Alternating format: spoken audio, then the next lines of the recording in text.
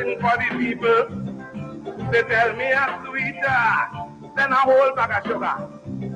When I sing for the judges, it's plenty loads of days.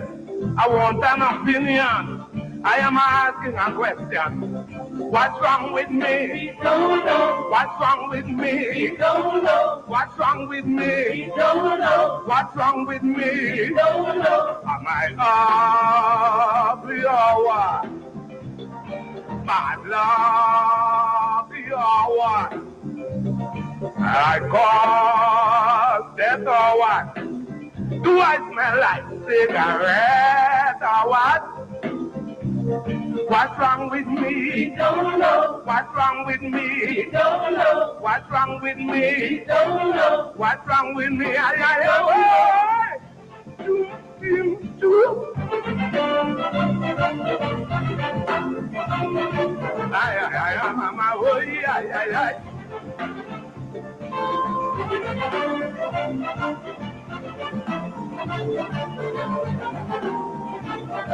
I ran away from home when I was little.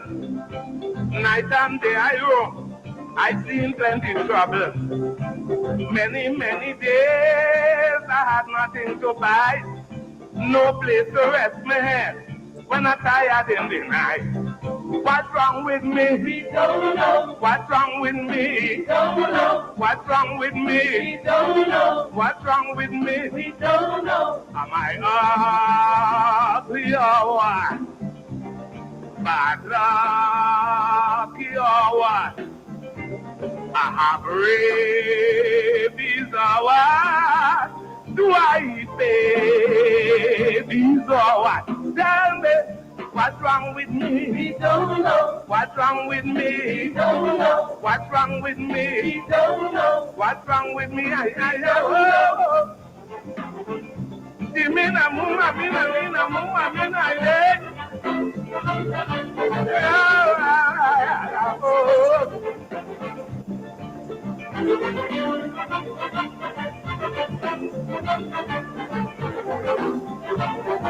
I went up Lavante, night and day I study, came down to the city like a walking symphony. They took all my music, disguised as soca, deprived me of credit, which I owned while I suffer. What's wrong with me? We don't know. What's wrong with We me? don't know. What's wrong with We me? don't know. What's wrong with We me? don't know. Am I ugly or what? Bad luck or what? Is this normal or what? Or normal or what? Tell me, what's wrong with me? We don't know. What's wrong with me? We don't know. What's wrong with me? We don't know. What's wrong with me? We don't know. Ay.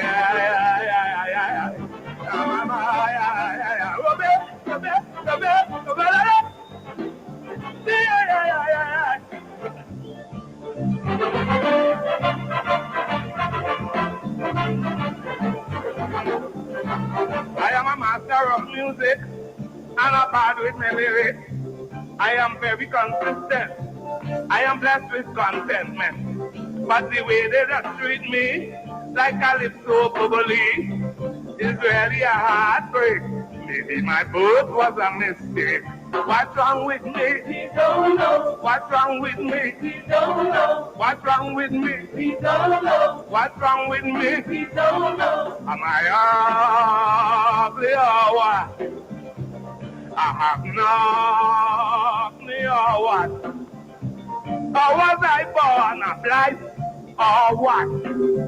Or do I have a light or what? Tell me, what's wrong with me? We don't know. What's wrong with We me? don't know. What's wrong with me? We don't know. What's wrong with me? We don't know. I'm here, to my beer, to my beer, to my beer, that you don't feel it.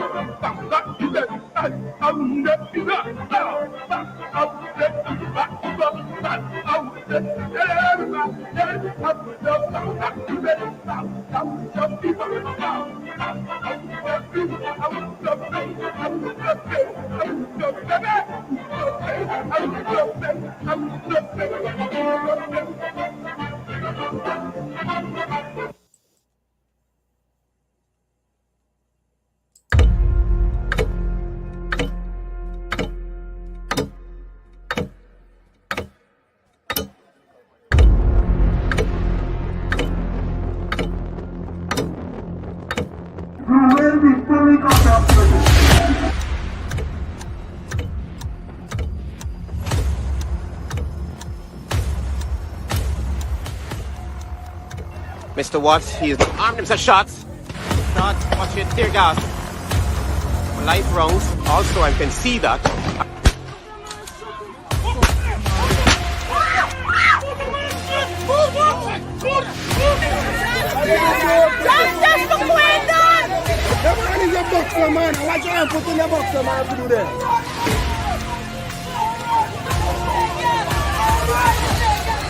But since Mike wasn't there, no, you come up the East Coast. You listen to me. Right? No, you come up to the East Coast. You listen to me now. You gotta listen to me too, man. I am listening to Right? you. Now, I see you on the East Coast. The day when they get a protest of them, the next day, that's when you see one bigger heads come up to talk to my family. Right? And that's bad. If we didn't do a protest, we want to see nobody for justice. You see? I'm not holding back nothing. I'm not holding back nothing. I just need justice for my family.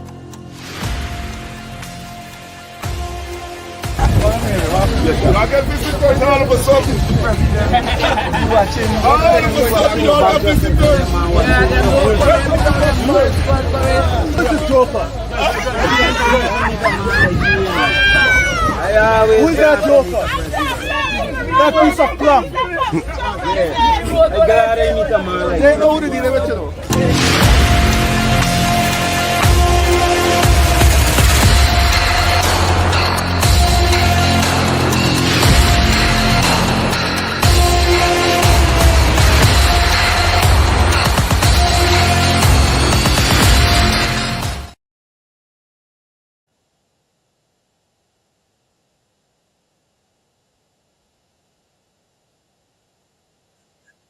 KNV Moko Arcade today as the Ministry of Housing, accompanied by members of the Riot Squad of the Guyana Police Force, moved to demolish the structures occupied by squatters who failed to accept the compensation offered by today as the Ministry.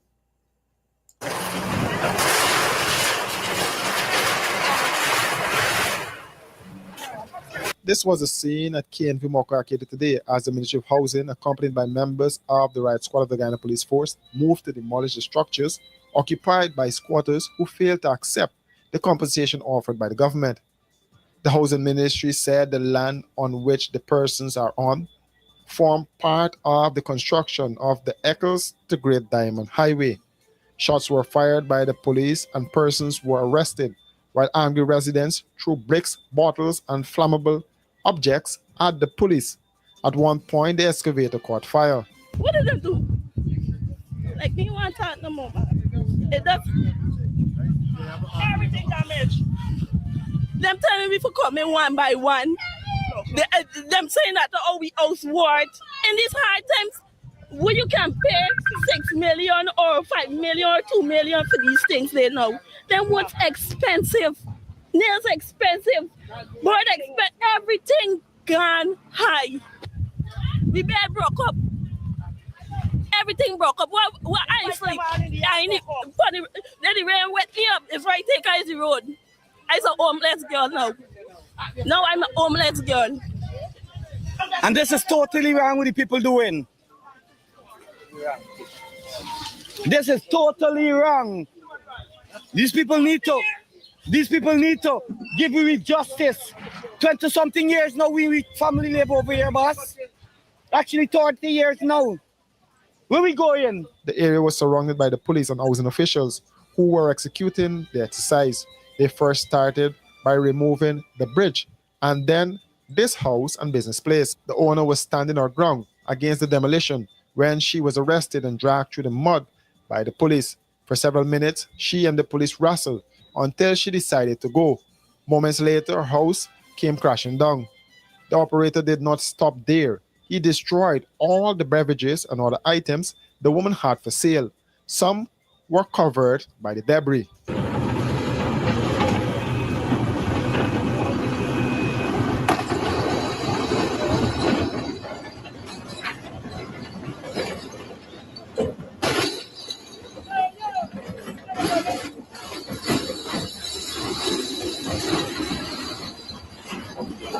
By this time, some squatters started to remove their household, livestock, and other items. Opposition leader Orby Norton arrived on the scene and tried to reason with the police and the housing officials.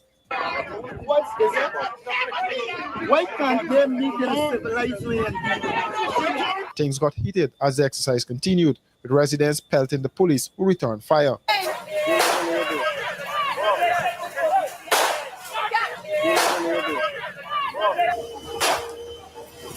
Opposition MP Roysdale Ford, Coretta MacDonald, and other MPs were on hand to see the destruction. What we see happening here is transgression to the max, oppression to the max. And I'm saying people will have to stand up at some point for their rights, because we cannot allow history to keep repeating itself.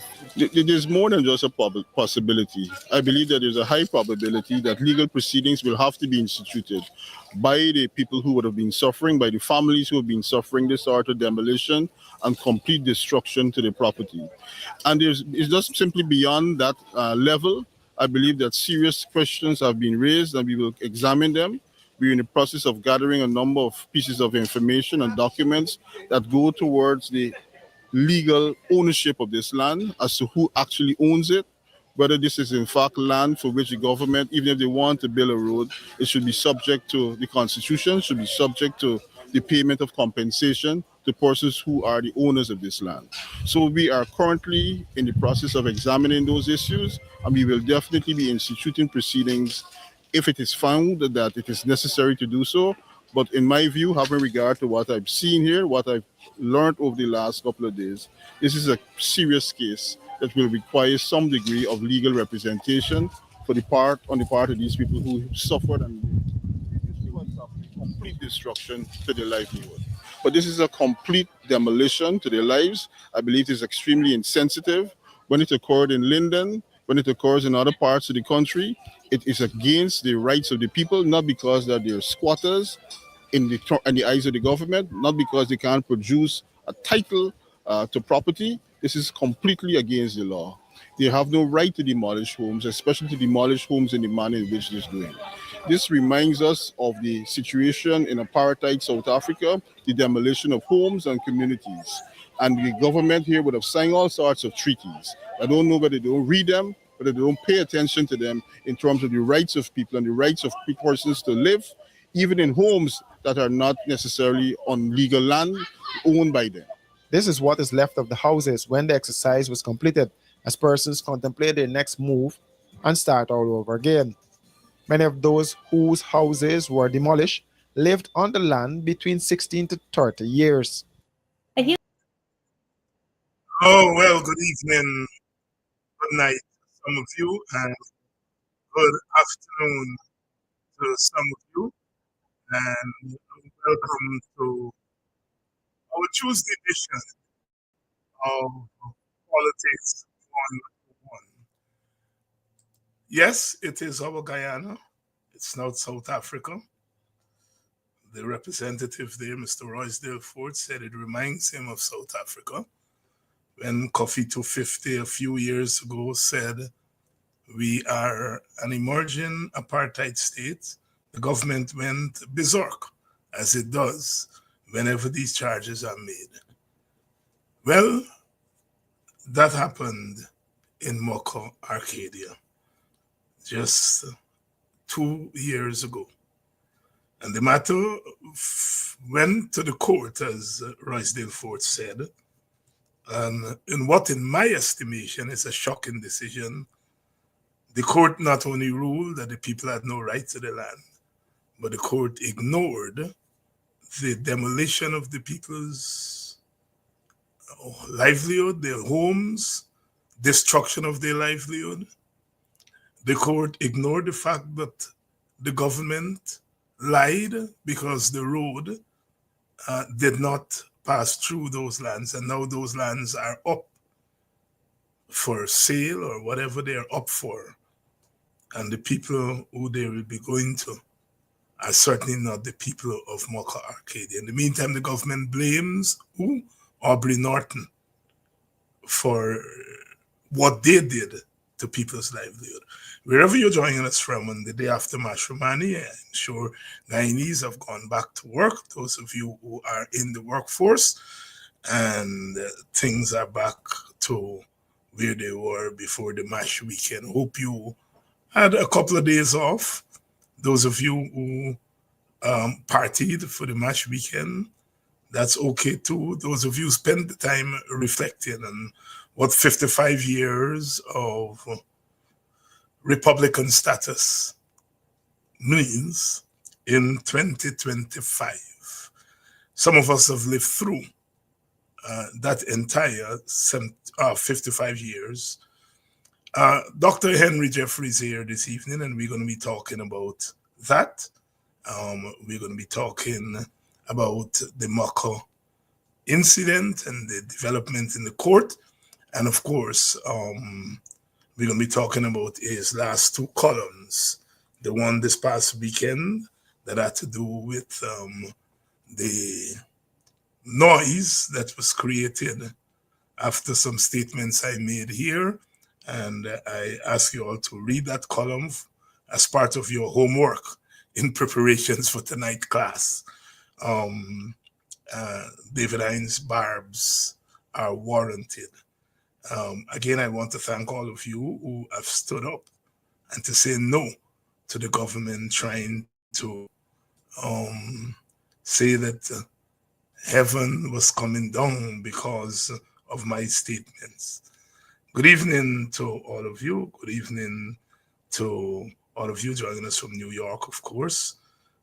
Those of you in the United States are seeing for yourselves what happens when the vote becomes cheap. When the vote becomes cheap. And we've made the point here in this program. Once you go into communities and you start to buy votes, and young people feel that they can trade their votes for a couple dollars, then the sanctity of the vote goes. The sacredness of the vote disappears, and democracy then is cheapened. Good evening to all of you, and welcome to the people of Linden. Welcome to the people of Mocha Arcadia. Welcome to this evening's edition of Politics 101. Let me bring in Dr. Jeffrey, and let's get going. We started off, of course, with What's Wrong With Me by the mighty Shadow, having denied the crown for decades. He finally asked, what's wrong with me? And he won. He won. What's wrong with me? Good evening, Dr. Jeffrey. Hi, good evening, David. And how are you? Well, I have survived. Okay. The barbs were thrown back at me. And I'm here. I hope to tell the story. I want us to start off tonight by reflecting on Republican status. We gained independence in 1966, and then the PNC government at the time, 4 years later, moved to Republican status, and there was some debate at the time. Brother U.C. Guyana tells me the story that and gives me permission to quote him, that the Prime Minister called him and said, I'm thinking about moving to Republican status. And Brother UC asked him, what kind of republic are you talking about? A banana republic? And the Prime Minister responded, of course not, but I call you because, you know, you are my go-to person when it comes to some of these things. And Brother Quayana said, well, why don't you call it the Cooperative Republic? Because cooperatives are deeply grounded in our culture and our politics and our sense of nationhood. And he said a few days later, the Prime Minister made an address to the nation, and he said, "And ours shall be the Cooperative Republic of Guyana." The rest of history. Guyana, being we is, doesn't ring his bell as much as he should, and has only recently given people like myself permission to say these things. Interestingly, he usually said, "Look, I don't like to talk about people who are dead because they're not here to defend themselves. But in the interest of history, and because you younger people have been pressuring me, I reveal some things."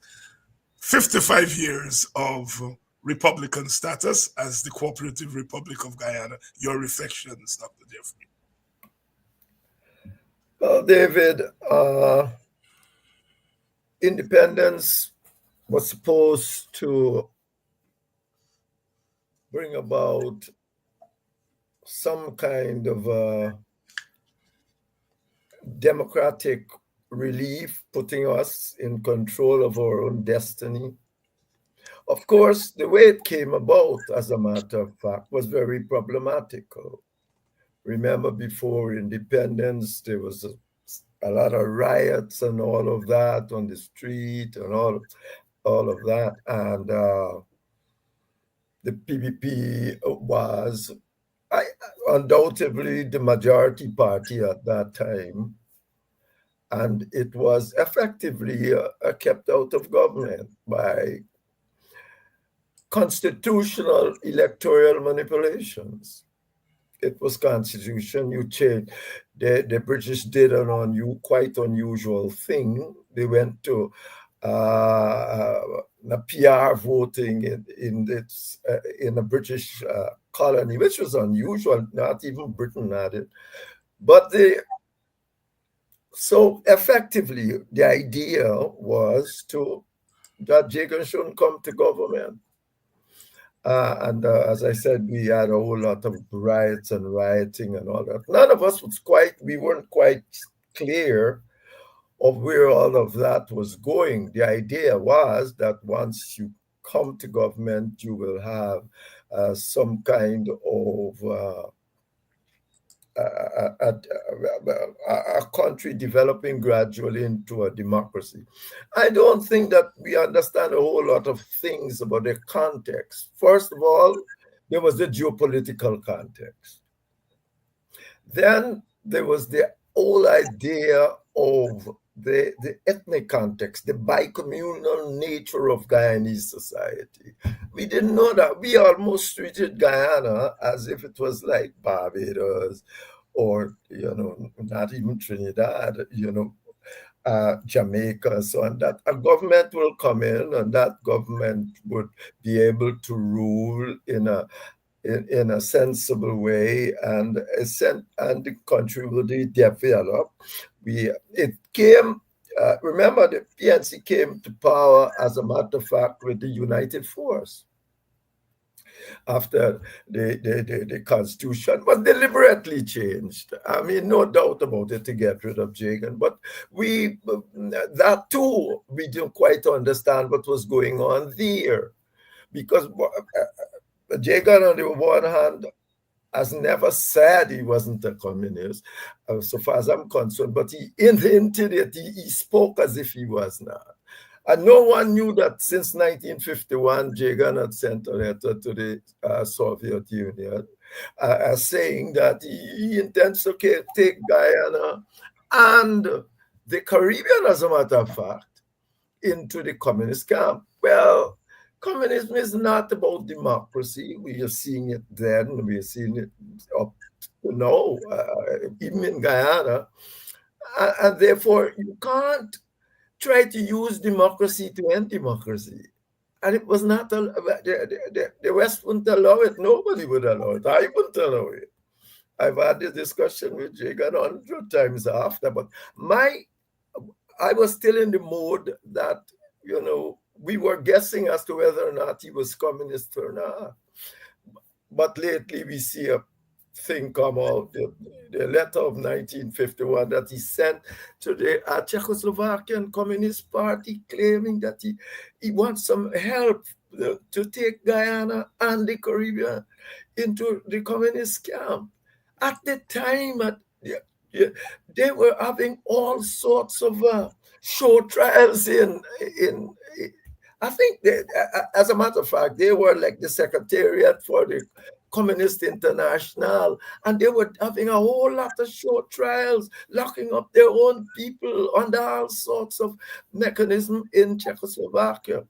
So that essentially is the disturbing context in which we came to government, into independence and various governments.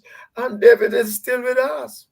It is still with us because we have never sat down and saw those issues clearly, and we are still fighting the same old battles.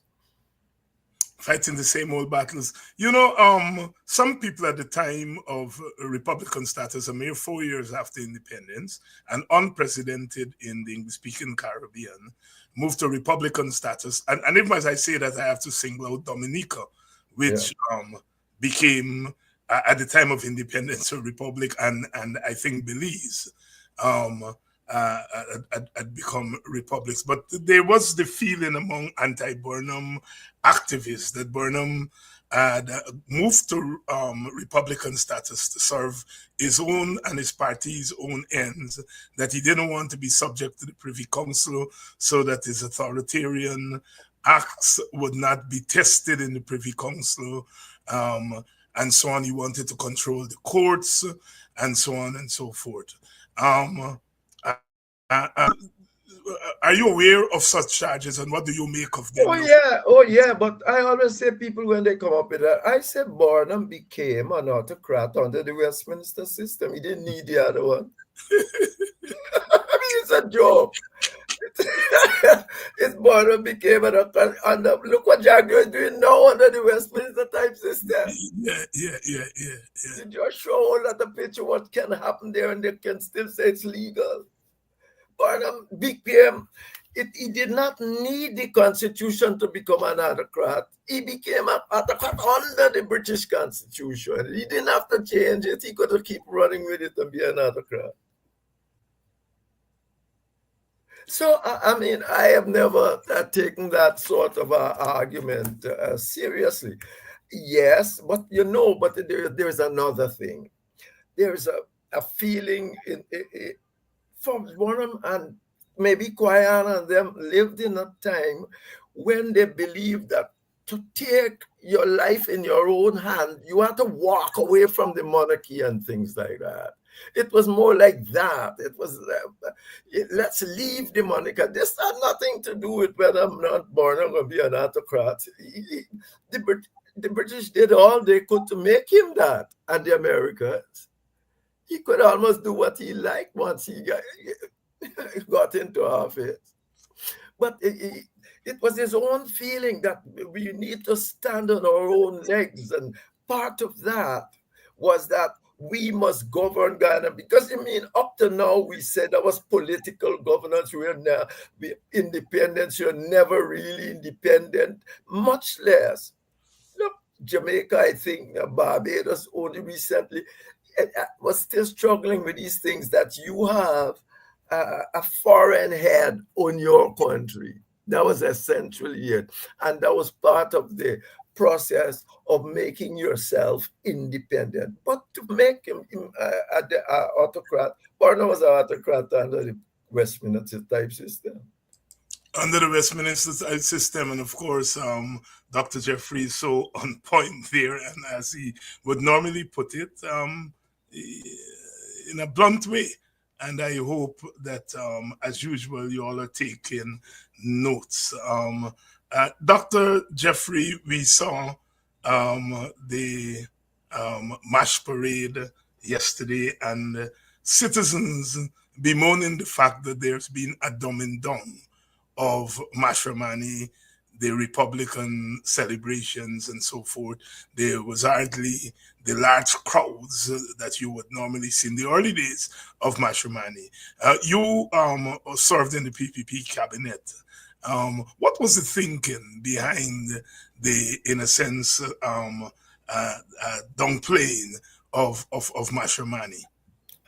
You know, all right. But here I think we got to look at history in a given way. When the PPP came to government, they was talking of getting rid of Mashamani. Yes, you're right. I was there. Yeah, oh, Mashamani boredom, there's PNC and all of that. Yes, in a sense. But they talk about it, and I believe it was Moore. You remember Moore? The minister of local government. Moore got up and said, why y'all don't left them black people thing alone in cabinet? Wow. You understand how it was viewed? His statement alone that put a quill to this discourse about getting rid of Mashimani was Moore coming up and said, I don't left them black people thing alone. And then they got, we got to work with everybody, got to work together, because Jacob wasn't saying much as this was going on. And then Collymore, who hardly ever speaks a lot, was sitting there and he said, I don't leave them black people. I'll never forget that. And that's how all Mashimani was so-called left alone, so to speak.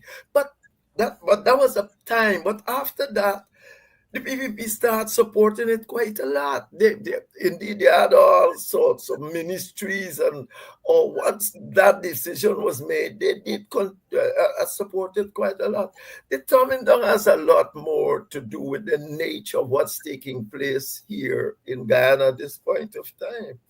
It has not. I mean, 2 years ago, you might have had a far more thing. But what you are having here now is a blatant autocracy doing what it's like. It's worse than born. No, you can wake up and a man when elections say, I'm not going to talk to the opposition. Good. That's fine, but guess what happened? If those opposition supporters on MOCA, because they're largely opposition support, if you sit down, talk to the opposition, get what should be going on, and talk about the bridge and so on, and have some sort of consensus and understanding. That's what democracy is about. Democracy is not you going bulldozing yourself to build bridges. The democracy is sitting down with the opposition.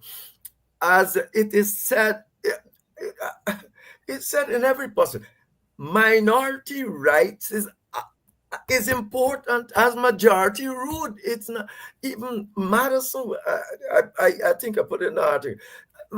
It's not something you can put aside. Minority rights in a democracy is as important. It's less important as majority rule. You can't say you got a majority and you bulldozing people and do all. I am not talking to your leadership. And this leadership got almost as much votes as you. Well, in this place, we don't know who got votes and who ain't got votes. Right. But that's what it is. These people got almost as many votes as you. And you are telling them, you never talk to the leader and let's sit down and work up what sort of road we're building and nothing like that. Instead of that, you decided, the Westminster stiffs them, give me all this power, and I bulldoze people. Yeah. I'm not speaking to what kind of democracy is that? I'm not speaking to them because they say I rig election. When you yourself said they rig elections and they still support you. I mean, it's amazing. And now we're hearing about somebody forgetting to send invitation. This is a joke place. Now, how you going to forget that? You can't forget. A whole group of people. There must be there must be the second person at least on the list of invitees. It's kind of got permanent list. The ministries and thing got it on the list of invitees. So that is what has happened. What you are seeing us more is just the taking advantage of the kind of Westminster type system that we have. That you can do, you don't have to. The minority don't mean nothing. You're going into the villages. You are doing what you like. You're buying votes. You're buying. My God. I mean, you don't. And then people come in and tell me, David Hines' statement threatens our democracy. I nearly fall down when I see this coming from PNC, some PNC, supposed CNC people. I said, which democracy? I thought it was quite, I thought the struggle was against this autocracy. This is not no democracy. I nearly fall. I mean, you read these things in the press and you say, yes. And we're going to get to that. You know, when you said just now about that generation of leaders, the Burnham generation, and their determination to rid themselves of external control, rid themselves of colonialism, a sense of nationalism, which I suppose yearn for today. And of course, that generation had its faults. And I always, this moment of Michael Manley in the 1970s, as he stood up to the threat by the United States, which eventually came through. They used the election to push him out of power. Let's take a listen here.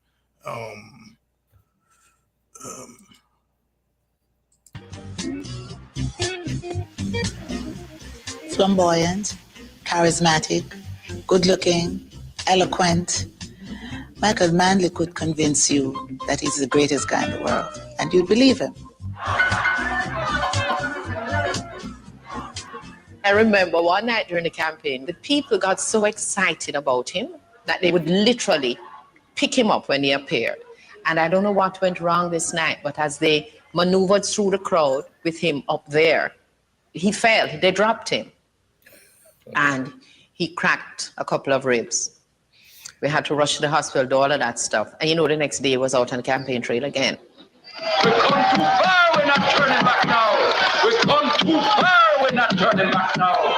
We have a pride now, we have a place now, we have a mission now, and a safety, my friends. Together we are going to march forward under God's heaven, building democratic socialism, glory to socialism.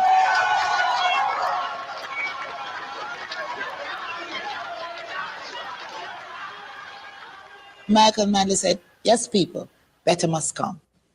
Give me a chance and better must come. Better will come. And so they bought it.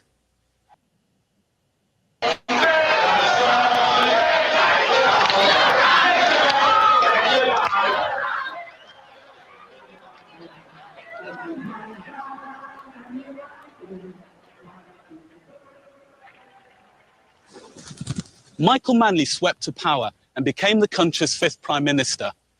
He was following in the footsteps of his father, but had his own vision for the future of Jamaica. His would be a socialist agenda, grounded in a new sense of nation and based on its African heritage and black pride.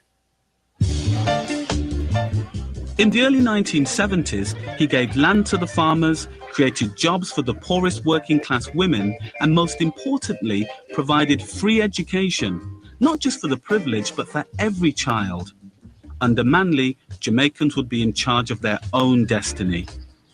This government had started a program of change, the like of which had never been seen in Jamaica. Young people were getting education at last. For years, women in this country never knew their own children. Because of the long hours, by the time they could get home, the children had to be asleep in bed. And nobody cared. And this government cared because of democratic socialism. He just bucked the system. He just went in there and picked up Jamaica by the roots and turned it upside down. That's what independence was about. You were a Jamaican. It didn't matter who was married or not married. You were a Jamaican. You were a member of that family. That was who you were. You had rights. I remember a woman saying it for the first time. I felt like I was walking in my own shoes. And that was when we got the gift of Jamaican independence, not with the flying of the flag. The social reforms of the 1970s in giving the Jamaican a sense of his own worth and dignity were huge. Much of that legislation was in the most advanced in the world of its time. Camanus Estate, where the lands as far as the eye could see, was owned by a single white family. Such privilege was commonplace. Manley wanted radical social reforms to favour the poor. Members of his own class were nervous. For the other Jamaica, the Jamaica of the wealthy and of the upper middle classes and the rich, things were quite all right, thank you. They'd done very well in the 1960s. In the sort of last hurrah of the post-war economic boom. And why should it change?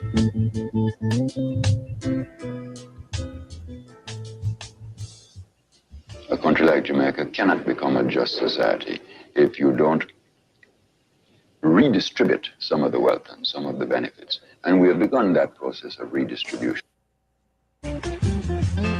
That was one of the things we disagreed on because for that.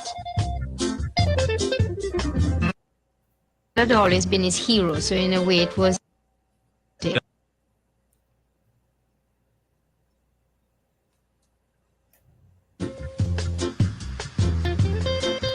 Kissinger was staying just outside of Ocherias, and he asked Michael to come down and see him.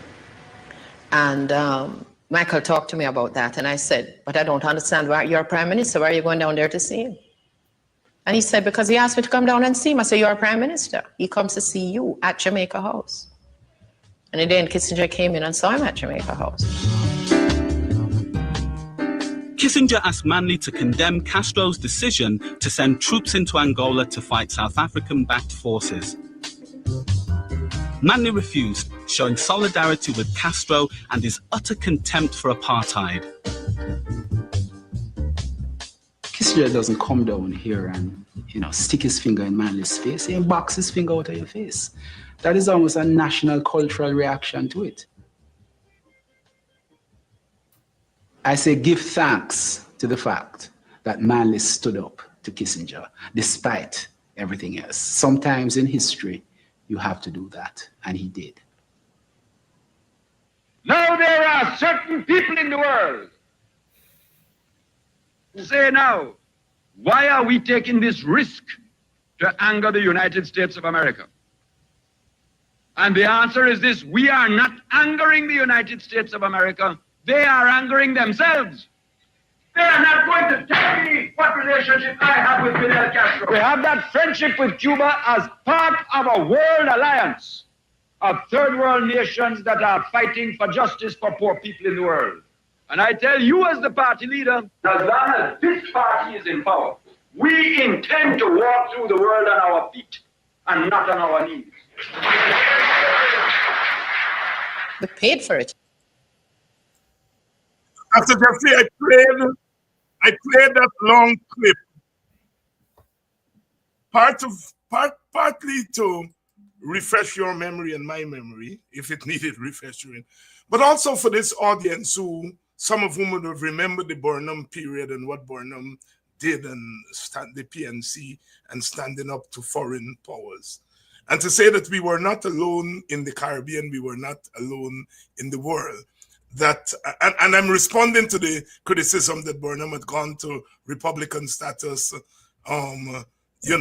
because he wants to satisfy his personal ego and so on, which you dismiss quite eloquently just. But to show that what Burnham was doing was part of a wave in the Caribbean and the third world at the time, and you saw there in Manley's reaction, as you would have seen in Burnham's reaction, or whether it was Kwame and Nkrumah or whatever, a sense of nationalism, a sense of defending this thing that we had won from colonialism.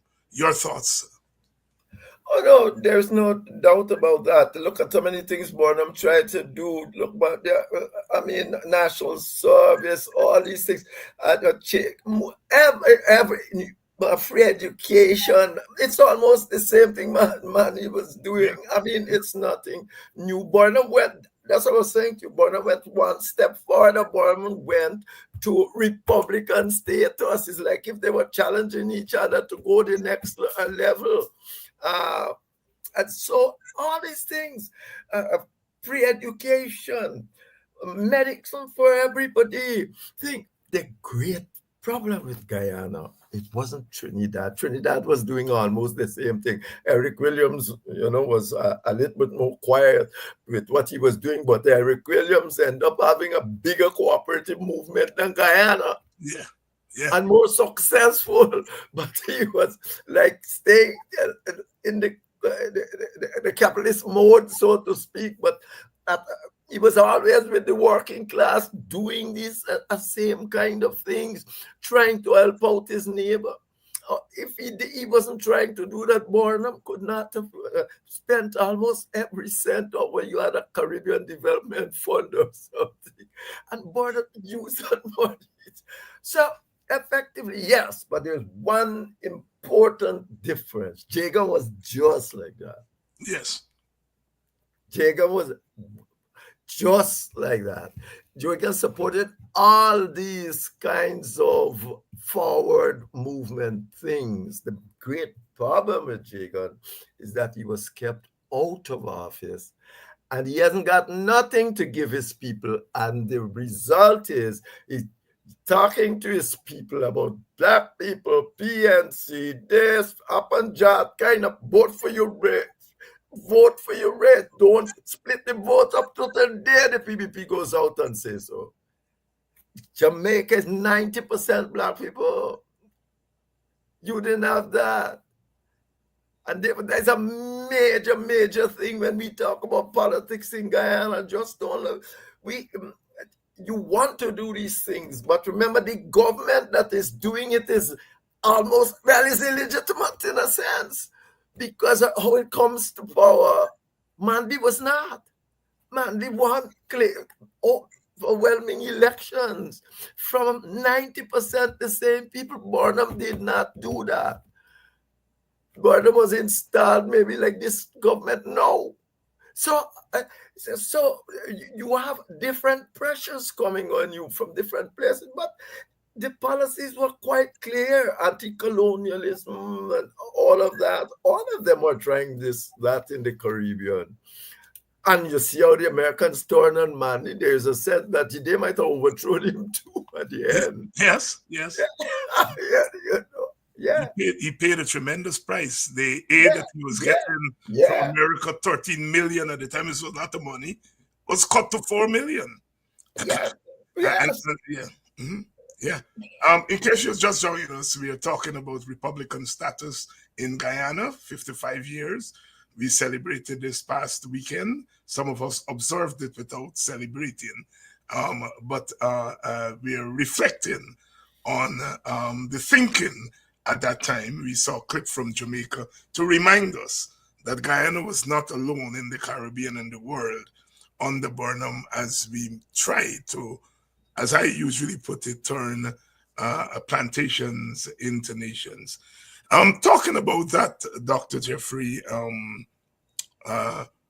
we played that clip earlier with the demolishing of the homes in Mocha, Arcadia. And Attorney Roysdale Ford compared what he saw to what happened in apartheid South Africa. Of course, we could not have known about apartheid South Africa, or we knew about what was happening in apartheid South Africa because our government played an important role in the anti-apartheid struggle, financial role, diplomatic role, materially and otherwise. And so for Guyanese of a certain generation, looking at the demolishing of those homes really went deep into the anti-apartheid sentiments that had developed in Guyana and the Caribbean. But that case wound its way to the court, and the court ruled that the people were squatting on public lands and so did not have title, and not only ruled against the residents there, but asked them to pay costs. Your thoughts on that incident and how the court dealt with it? David,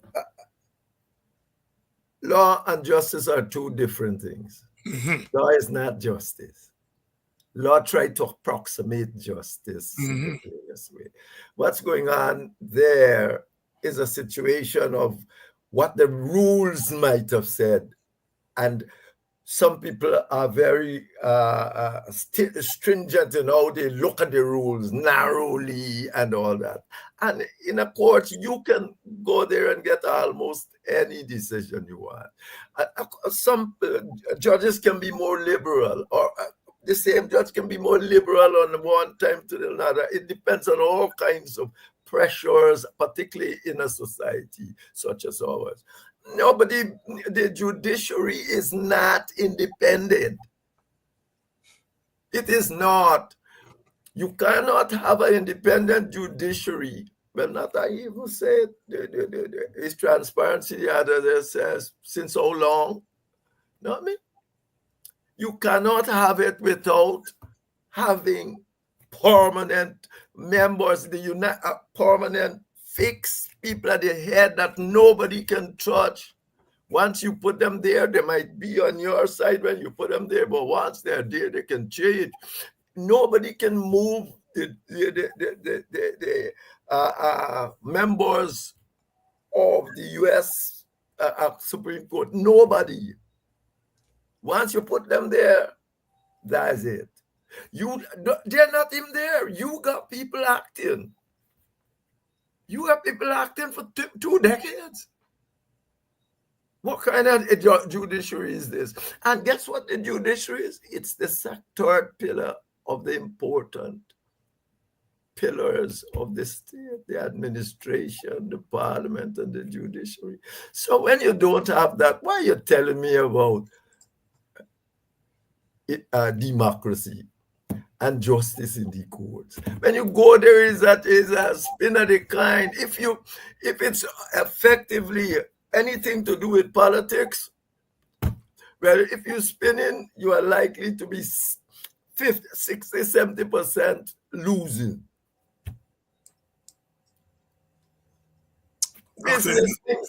It's the Americans, you know. Singapore is the same thing. All the fancy building they got. You can't go there with no political case. Like when you and people, well, the family now control the whole story. Who become judges, who have become judges.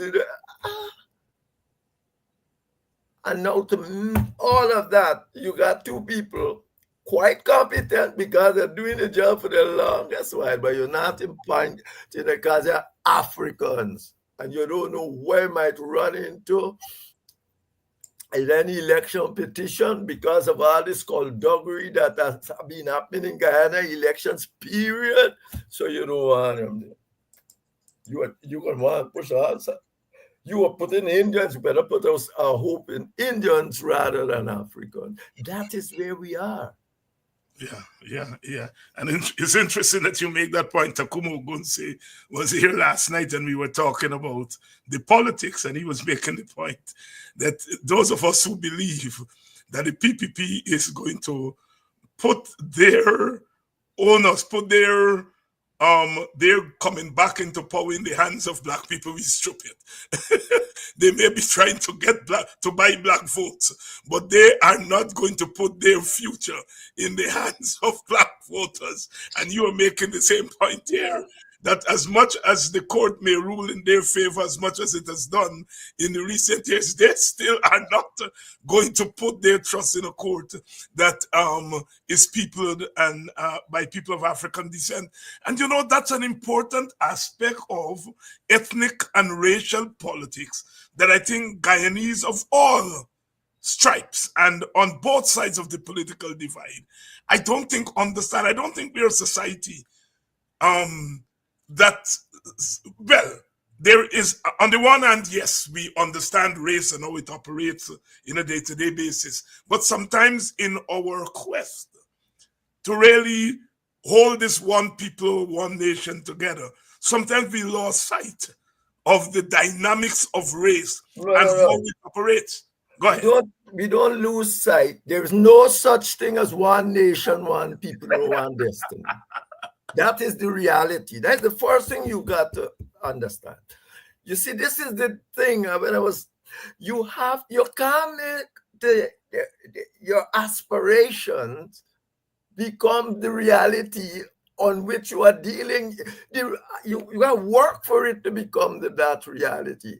You don't have any one nation, one people, one destiny. You do not. That's an aspiration. That's this one Guyana, which was in our motto, is an aspiration. But for it to come about, you need to all people got to sit at the table and make decisions about their lives. No one ethnic group cannot make it and say, that is what I have to do. And then we are one nation, one people. I got people that I voted for, and you are telling me you're not talking to them. Who cares? If they love you or don't love you, politics is not about love. Politics is about respecting my representatives and do what democracy should do. But you're going to talk what? Where's this one nation? It is in your mind. It is a dream. It is an aspiration. It's not a reality, and you can't act like if it is. Dr. Henry Jeffrey here tonight, telling it like it is. It's an aspiration. And sometimes we confuse the aspiration with reality. It's an aspiration. Dr. Jeffrey, your column this weekend, David Hines' barbs are warranted, coming, of course, in the wake of comments that I made on this program, on which the PPP, for reasons known only to itself, took and gave it some legs. And as we say, the rest is history. You weighed in on it on your column. Talk to us about the building blocks of that column. Well, essentially, I saw, the reason for me to be writing this is because I see a whole lot of people doing just what we just spoke about. What we're saying you should not do. They are criticizing David Hines to speaking like this about a democracy. But where is this democracy? Every one of them that criticized you was saying you are going to destroy our democracy.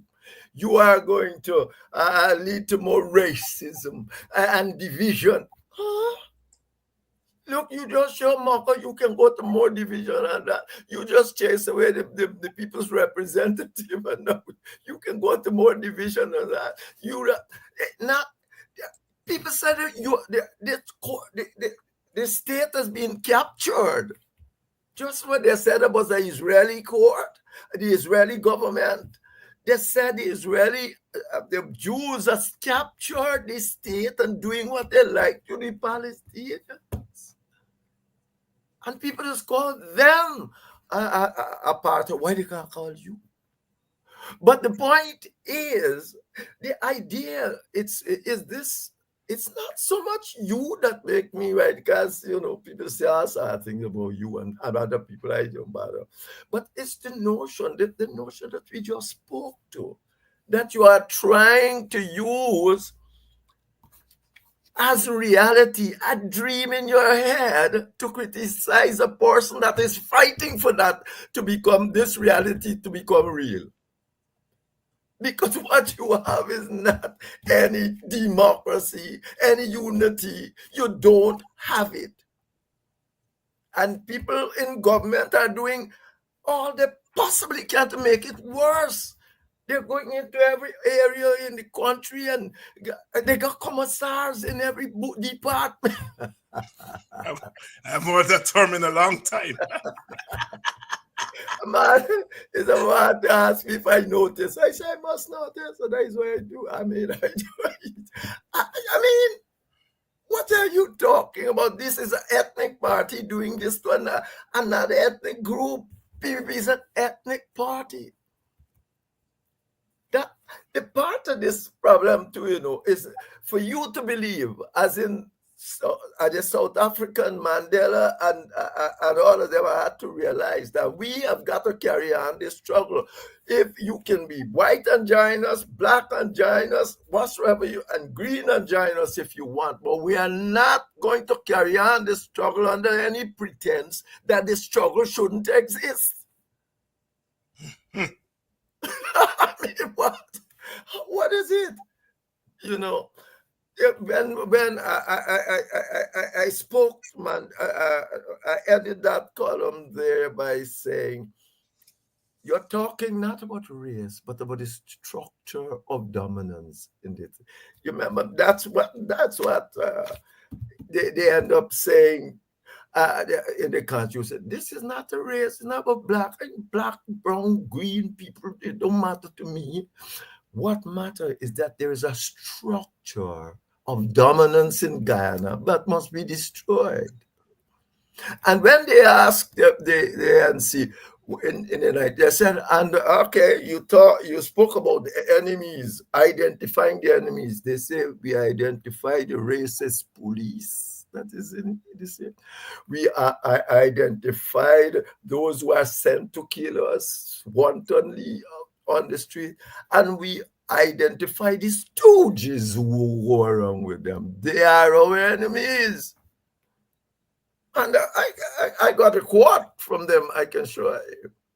So effectively, that is why I wrote. I said, because these people that are talking about you being wrong are, for the most part, accepting Saul, are just saying, you're attacking democracy, like. I mean, what democracy? Our democracy, using word like our democracy. In a situation where even the best index in the world say you are nearing a pure autocracy. And at that point that you make is such a telling point. You know, a colleague of mine in the WPA was making that point a week ago. He was not African. And he was making the point that as it stands in Guyana, the struggle has to be carried on. The struggle against this autocracy has to be led by African Guyanese, because they are the ones. And, you know, it was a notion that was challenged by some of his colleagues who are black, and he is not. And you know, I think that's the point you are making here, as the Marxists would say, the objective conditions dictate that, you know, the struggle against this autocracy has to be led by African Guyanese, because they are the one, they are mostly the victims. All of us are victims from one way or the other, but African Guyanese as an ethnic group are the victims. Let's talk about Transparency International, because I think that conclusion which you dealt with in your article, Ethnicity and Corruption, in which, first of all, it says that Guyana is a very corrupt country, very low on the index, or very high, however you look at it. But then it concluded that the government of Guyana has become captive of political and economic elites in this society. Yeah, the government has been captured by these people, and the economic and political elite in Guyana and you remember the one I just quoted from about Israel? Yeah. They said the government is captured by the Jews.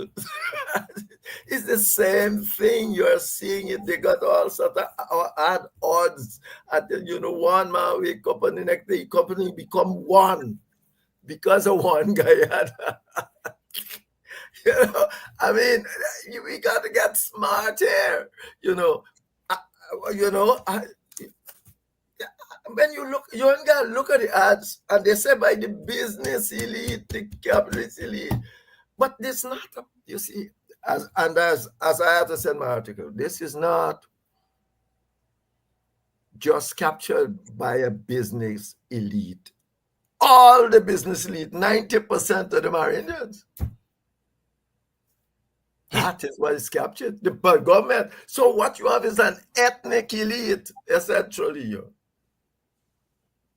It is not just a business elite like a class analysis. A class analysis is going to work here.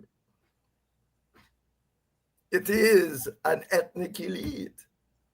And the PPP has been in 30 years in government and has never done much to change that concept or that outcome. If you do an ethnic disparity study today, an historical one, and look back, you'll see what has happened. You can run around now and try to go and give some people some money to clean trench and all that and that thing. It's gone. The state is captured. It is illegal to do the things that is being done, undemocratic, amoral to do with some of the things to try and get votes.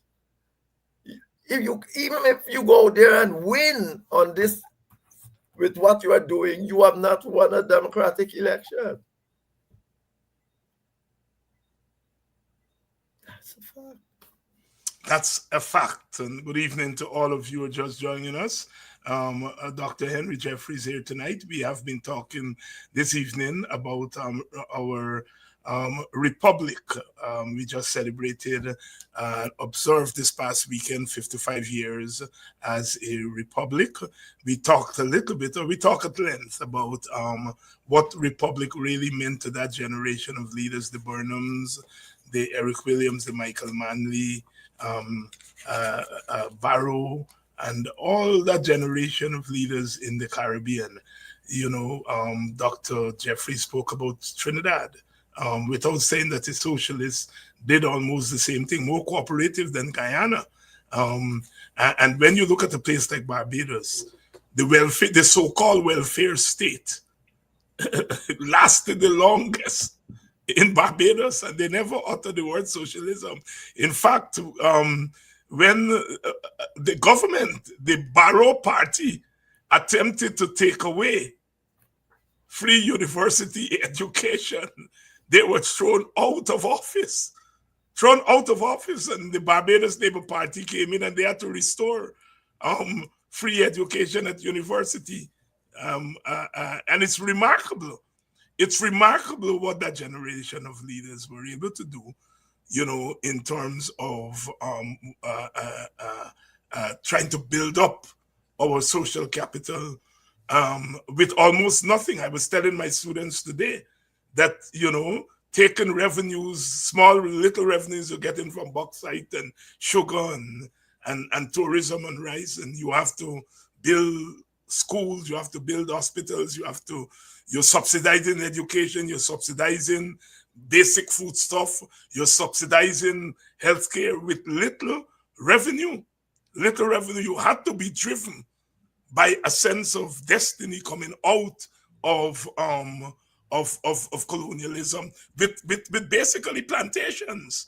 And you're trying to turn these plantations into nations with very little revenue coming in. You wanted to say something, Dr. G? Yes, but at the basis, why the Jamaica Barbadian dollar don't move? Yeah. You just said they ain't got much. Right. But they have a social pact. A tripartite social pact between the government, the trade unions, and the business people.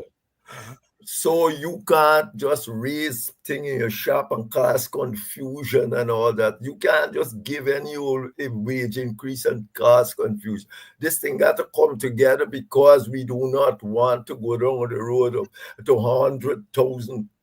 And Barbados and Ireland, I think they got that model from Ireland. Mm-hmm. And Ireland became one of the best managed people outside of Germany and those old independent in Europe. And Barbados got that model. You try to do it here, and the trade union tried. Must ask Lincoln, he tried, and his yeah. Vibert, your point is well taken, and I understand clearly what you're saying, Vibert.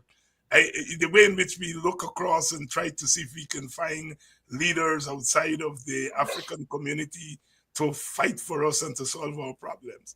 And ultimately, as Dr. Jeffrey said in relation to South Africa, and we say Mandela was very clear that they're going to beat apartheid not by other people, but with their own people.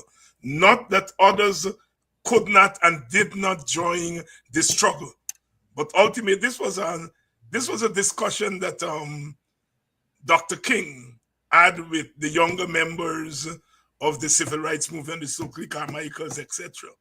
Dr. King wanted a big tent, and the younger members said the big tent is okay, but when the people outside of our community come with their monies and they determine the shape and the tenor of our struggle because they're putting money into it. Ultimately, they argued African Americans were going to win their civil rights with African Americans. King, being the leader he was, he came around to that understanding. And when they took the decision to put the school children on the road in Mississippi, people felt that King had gone too far. But King had come to the realization that only Africans were going to free themselves. So, Vibert, I hear you. That is something that we have to learn in Guyana. Dr. Jeffrey, going back to the Transparency International report, the government is pushing back very hard against it. And there's some things. I mean, I made the point that you made it here tonight too, that it's not about me. And I made the point that we've been calling people who are doing vote buying on behalf of the PPP, black people, we've been calling them house slaves and all kinds of names all the time, every day. And the government not been behaving badly. But suddenly, when it came out of my mouth 2 weeks ago, they suddenly got angry. And it couldn't be what I said, but it's what I am getting at in terms of their agenda of domination that they really responded to. And I think it's the same thing with the Transparency International. Yes, yeah. They don't care about corruption because, as you usually say, Dr. Jeffrey, they're going to lose one vote based on it. But the fact that in Transparency International says it and the impact it has on the facade that they're trying to put forward of this democracy and so forth, that is the bubble that is being burst. No, there's nothing more to say about that. The truth is that is it. They are trying to buy black people by all kind of means, and now you are calling them stooges and all sort of thing. And you know this. I mean, when you start doing that, you are diminishing them in the eyes of the thing. Most of they can't respond in any sensible way. I am not saying people mustn't take this money. If they come and give you thing, what is your money? You should take it. But the point is that you got to take it with a level of consciousness. My mother, I told you I'm thin on this place. My mother used to take it. They bring machine, she take it. She said, but if they think I voted for them, they can't have the story. Yes. I mean, I was really, I wouldn't quite understand what's going on, but she said, she's the cars to meeting, political meetings and things. And she said, no. They bring it, Smith or something, Oscar White or somebody bring a machine. Yeah, take it. I need a machine. Yeah. Yes. Yeah. The story goes in Buxton that when the GAR first formed UF, he used to come and bring corned beef and sardine and share out in the village. And Teacher George Young, one of the village leaders, he tell Bobby, you take him. And they said, well, Teacher George, like you gone over to UF? Teacher George said, no, we're getting border holla, not the year late. It's the thing, and it's a level of consciousness, you're right. Because it's not PPP resources. Obviously, state resources, government is your resources. But you must take with a level of consciousness. A level of consciousness that this air belongs to you. And it is the duty and the government has the right to transfer resources to you. what Michael Manley called earlier there, a redistribution of some of the resources. Yes, you must have that. To you. Good evening to my friend Colin from Toronto. It was nice talking to you last evening after a very long time. And those of you who've been trying to get me on the phone and I haven't gotten around to returning your calls, please see with me. Please see with me. I'm going to eventually get to it, you know. When you're poor like me and you don't have an assistant to do these things, you have to do them yourself. Dr. Jeffrey, as we move into the election season, deep into the election season, we are already February is over. We are going in to March. The question of biometrics and voters list, those questions are still up in the air. What are we to expect in the next 2-3 months as far as the political atmosphere is concerned? Well, first of all, the very people who have installed the government in office, they themselves have said that the whole electoral process needs to be reformed. The minimum, not the Trinidad, I think it's the Trinidad group that man, the recount group that said the minimum. The CARICOM group. Have a new voters list. Yes. What is this has always been, anytime you don't want a new voters list, you can hardly see where's the census? The census out yet? No. Every time the PPP is in power, you can't see the census. Why is this? The Caribbean, this thing finished since when? It's supposed to be out. This census, that Bureau statistics should come out. 2022, it's over 2 years. So effectively, these kind of things mean that quite clearly you are already sending the message that, first of all, you don't care how you win the election. Once you got one more vote than I had this thing. We all know that either side, we get one more vote, can't work to have a proper country. So even if that was the outcome at the end of the day, by either party, even the other would get one vote, you want to be same thing. The truth is you have to get the biometrics and so on, have a system. Let us know how people are actually voting.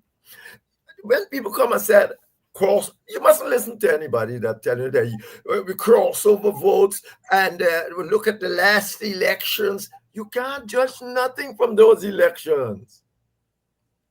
If you go and just what the PPP said, you can't judge nothing. They were great. They put forward they carry a petition against the PNC in 2015. So those elections, you can't use any stats from that to tell what's going to happen in any serious way in any election. Try to use the number. You got some benchmarks, of course. You can, as David just said, you can sit down there and talk about corruption till you're dead. No, you don't get no substantial people changing the vote from the PPP. You could say, well, like all the teachers strike, but the vice president himself and tell me, they'll make nothing difference to it. You must do. These are things. Don't make people carry you away. Oh yes, there's going to be some change and turn around. No, but possibly to get change and turn around, you got to try and do what they are doing. They're trying to pay you for it. And that's the limit. If it was easy to get change and turn around, you think that'd be running around all over the place trying paying you for it. No, the vote you got is a serious matter. They want to be running around with umpteen money trying to pay people all over the place, giving them, if they know. Now I see they're going after the priests in the churches. They are trying to look at the way they can help the priests. The priests look like they want help. They want to help the people, the parishioners. They don't want to help no priests. But they won't go there now to buy the priest. Because they're all there. No matter where you go, you got 10 people, you must get one you can corrupt. So effectively, that's their intent, to use public resources now to buy the priest. I mean, and so we David, this, where this is going, you people gotta define it. You're not a big leader now. Is you gotta define the actual political movements on the ground. I don't comment on that. You, Aubrey, there, all the nook and cranny in the country. I see Nigeria, the guy work, but he's still about you. When you got, you have to come up with what is going to happen, and you got to convince the people, and you got to do it like yesterday. You got to do it like yesterday, Dr. Henry Jeffrey here tonight. Future notes. And we end on that note. What the next couple of months would look like. And as the man with the future note says, it's in the hands of the leaders on the opposition side. Dr. Henry Jeffrey, always, always, always a pleasure. And I think, as Juna and Bob said, very intellectual discussion. When you see poor people use the word intellectual, it's heavy. It's heavy vibes. That's come. It means that they get it. They get it. They get it. They get it. Thank you very much, my brother. Thank you very much for having me, and to your audience too. Thank you. See you in a couple of weeks. And to you, the audience, I say everywhere I go, I tell my students, I said, you know, my podcast has really realized my lifelong dream.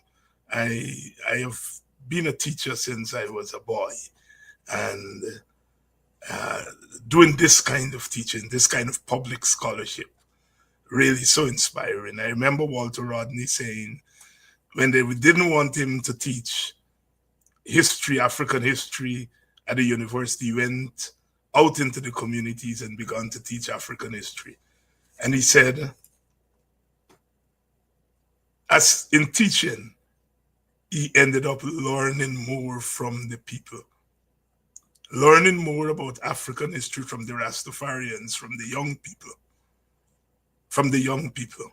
And I can attest to that. My experience here every night is that I learned so much from this audience. Last night, I spoke about the Berlin Conference. And by the time the word came out of my mouth, the Berlin Conference in which they divided up Africa, somebody was out there on the blog already saying 1884. When you're a teacher, you ask for nothing more than when those who you are trying to teach, those whom you're trying to teach, are in fact teaching you. And coming out of their life experiences, your life experiences, you bring to bear on programs like this, you bring to bear a tremendous native understanding and native knowledge of the world that you live in. And that is why I think that we are going to overcome. When we marry our intellectual thought with our spiritual feeling and our political consciousness, we can move mountains. And we have a mountain to move. And we have a few months in which to make a go at it. But we start now. As I said, for me, the campaign has begun. We get to talk like this now, because as we get closer to the election, we will only get to speak for 15 minutes at a time, 10 minutes at a time. We get to speak in song bites. But now we get a chance to reason. And I'm so glad that we are hooked in to this. Thank you all so much. Thank you all so much for being with us. Sometime, somewhere, when the history of this time is going to be written by our children and our grandchildren, they will have to write and say, my grandmother, my grandfather, my mother, my father, my auntie, my uncle, they were there. They were there in the ring, on Straight Up, on Buxtonian Morning Time. They were there with Mr. Paul Slow. They were there with Brother Rickford Burke. They were there on Politics 101. And they were fanning the flames of resistance, which will ultimately be the fire of freedom. Freedom comes. The Suriname poet, Robin Dobro, said, I can feel it in the sun. I can feel it in my bones. And I'm beginning to feel that freedom rage, because freedom is a beautiful thing, but it sometimes has to manifest itself in righteous rage. Righteous rage. Our dear departed brother John Lewis said, necessary trouble, good trouble. And I add here tonight, disruptive trouble. I'll see you all tomorrow night for another edition of Politics 101. Let us keep the flames of resistance going, and let us hasten the fire of freedom, the fire of liberation.